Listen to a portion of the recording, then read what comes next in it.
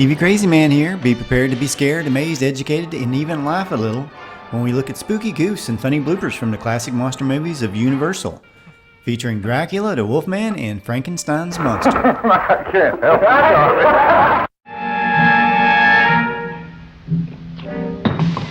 it. It may shock you. It might even horrify you. First, let's start out with Frankenstein from the year 1931. First movie mistake happens when Dr. Frankenstein and his assistant dig up a corpse. They both take off their jackets and put them on the ground. But later they have one of the jackets hanging on a shovel. But where did the hat come from? Neither was wearing a hat coming or going. It's alive! It's alive! In this scene where Dr. Frankenstein is fighting his monster, Boris Karloff, who was the first to play the monster, almost has his makeup or his mask in the back catch on fire for just a second. Well, at the very least, it did smoke a little bit. And when you think about it, this is one of those goofs that actually added to the picture. I mean, it's kind of neat seeing his head smoke like that. During the fight, the monster was injected and eventually falls to the floor, landing on his back. A second later, when they go to drag him, he's on his stomach.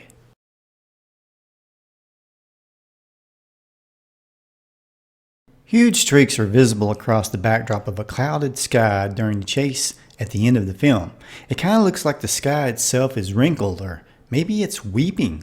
And now let's jump ahead to 1935 with The Bride of Frankenstein. On this one, I want to debunk a goof that a lot of people will fuss at you for, but they would be wrong in doing so. You see, a lot of people think it's incorrect to refer to the monster as Frankenstein, the same name as his creator. In the prologue of The Bride of Frankenstein, Lord Byron states that the monster's name is Frankenstein. You believe that bland and lovely brow conceived of Frankenstein? A monster created from cadavers out of rifled graves? Besides, the name of the movie is Bride of Frankenstein, meaning the monster's bride, not the doctor's bride, as the movie is all about finding a mate for the monster. Next question about the monster's bride. How does all that hair fit under those bandages? I mean, that's a lot of hair to go from this to this. Henry, yes, I'm Steve. Oh, Henry, how long? Come for me. I'm a kid. Elizabeth? In the movie, Elizabeth is captured. She's talking to Henry Frankenstein on the phone. You can see her hand slip out of the ropes real quick like and back in. It's a wonder they didn't retake that shot. It's really noticeable. She's alive. It's alive! Frankenstein the monster rolls a super large and presumably heavy boulder off a cliff onto the mob that is chasing him. But if you look closely into the chaos, one of the members of the mob has super strength, as well as they seem to be able to push the giant rock away almost without effort. Believe it or not. The monster chases this guy named Carl to the roof, and when they get there, they appear to be ghosts. When the monster decides to throw Carl off, Carl appears to have gotten scared stiff. You might say so much that he almost looks like a dummy. Now Frankenstein was not worried as he did the "he's safe" sign. He's safe! Why is everybody around here so sensitive? Anyway, not meaning any disrespect to these classic movies, just throwing in a little sense of humor. Just a little. Very little. Let's take a look at another one of my favorite monsters, the Wolfman from 1941. You might think that silver bullets were the only weakness of the Wolfman, but he also seemed to have issues with hair and wardrobe.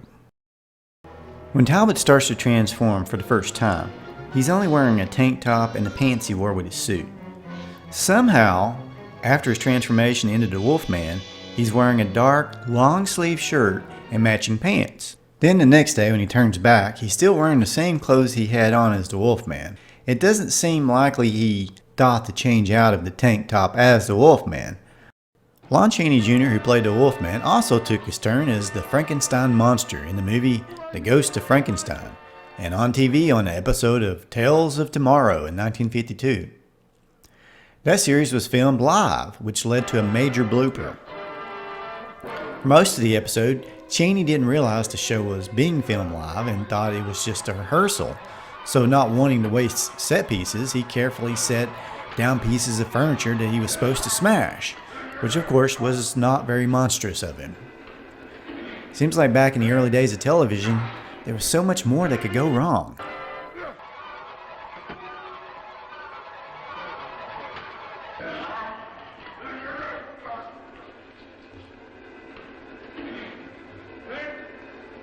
Bela Legosi is the Frankenstein monster in Frankenstein Meets the Wolfman. Lon Chaney is back to doing the part of the Wolfman. Legosi was most famous for his 2 times on screen as Dracula. It seems as though all the masters of horror took a turn at being Frankenstein at one time or another. Frankenstein, 1944. Former Frankenstein Boris Karloff plays Dr. Gustav. John Carradine is Dracula. He went on to play Herman Munster's boss. And Glenn Strange is the Frankenstein monster. With his 6'5" tall height, he was perfect as the monster. In this scene, Dracula crashes his carriage and loses half of his mustache. Wonder why he didn't turn into a bat and fly away. When Talbot transforms into the Wolfman for the final time, his makeup, is really awesome. Except one thing, they forgot his hands.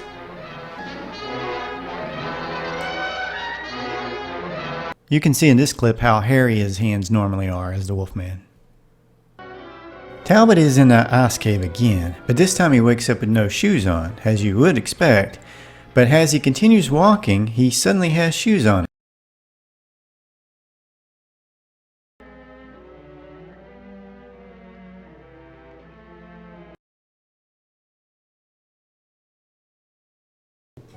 Now let's go to Abbott and Costello Meet Frankenstein from 1948. Bela Legosi is back as Dracula, and this was the second time as Dracula. Glenn Strange is still the Frankenstein monster, and Lon Chaney Jr. is back again as the Wolfman. Now, according to the DVD commentary, this was the second biggest moneymaker of 1948. When Dracula and the Wolfman are fighting with Costello, caught in the middle, Frankenstein starts to move, and one of his electrodes comes right out of his neck. It's actually kind of gross, if you think about it. All right, camera.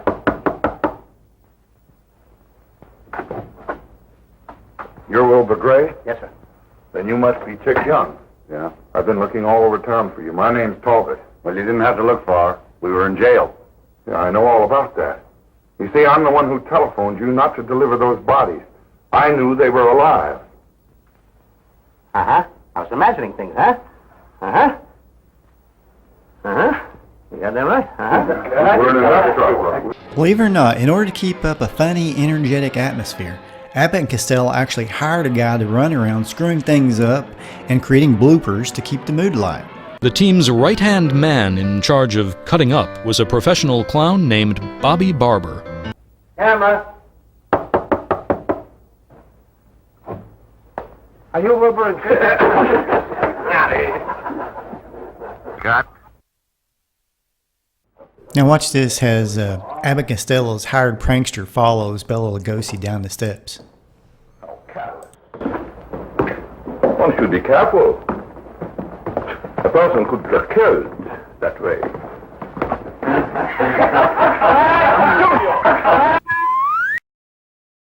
All right, here we go. All right, camera. Of course not. Silly boy.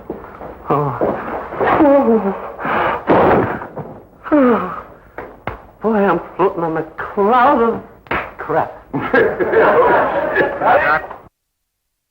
You crazy! I've been here all the time. Now get me those crates. You've been here all the time. How long have you been here? 5 minutes.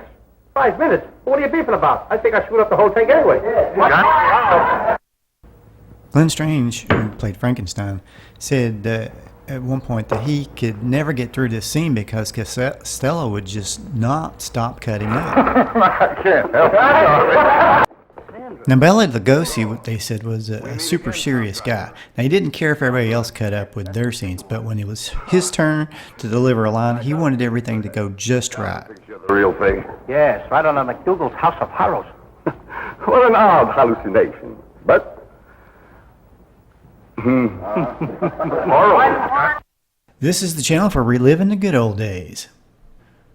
If you would, please subscribe if you haven't already. Hit the bell for future notifications so you don't miss any more videos later on. Let me know what you thought about this video. It really helps. I love to read comments. And please hit the like, because that helps the video out and more people will see it. I also have a slightly newer channel I'm working on and incorporates my own animated characters in my videos called the Frady Cat Cartoons channel. The latest, I mixed my cartoon Ninja Cat Claw with an old Popeye the Sailor Man cartoon. Check it out if you get a chance. Well, thanks again for watching. Y'all have a great day.